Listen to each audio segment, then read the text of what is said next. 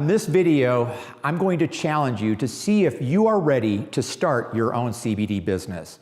Let me just share with you, first of all, the life of an entrepreneur is not easy. I've been an entrepreneur my whole life, and it's not easy. It's worth it, it's rewarding, but it's not easy. But in the CBD business, it is especially challenging. First of all, you can't use the #1 shopping cart, Shopify, because they don't allow companies to process CBD using their shopping cart. You can't bank with most banks because they do not do banking for companies in the CBD space.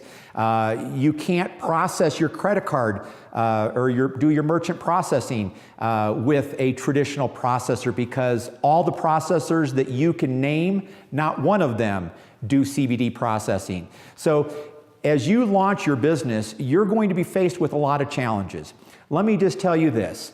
Every challenge I experience, I am grateful for. I am thankful for, because it just means there's that many more people that will not come into this business, and it will give me that much more of an opportunity to gain market share. That's my attitude. So, when I laid in bed and I was all stressed out because it'd been 8 weeks and we still had not been approved with our merchant processor.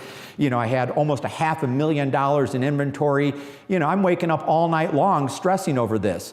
This is part of what it is starting a CBD business. I worry every day that, my bank is going to come to me and say, hey, Todd, we are going to ask that you move your banking somewhere else. I had my other bank already do that. I've now moved to a new bank because I don't want to go to a cannabis bank that only does cannabis banking because of all the red tape that's involved, the expenses involved. So it's not like starting a normal business, starting a CBD business. So you need to decide, are you somebody that can deal with these challenges? If you're somebody that lays in bed and worries at night, then how is this going to affect you? I mean, for me, my #1 risk as an owner here of Joy Organics is being shut down by our merchant processor. So what have I done? #1 is we've got process in place, which you can watch on the video here on this page about how to reduce chargebacks, but we've got a process in place to reduce chargebacks, which is how you would get shut down by your merchant processor. And again, my video shares those insights into how to reduce your risk of losing your merchant account, but also we're approved with a backup merchant processor. So if we get shut down with one, we've got a backup one in place. So I don't lay in bed and worry about my merchant processing getting shut down.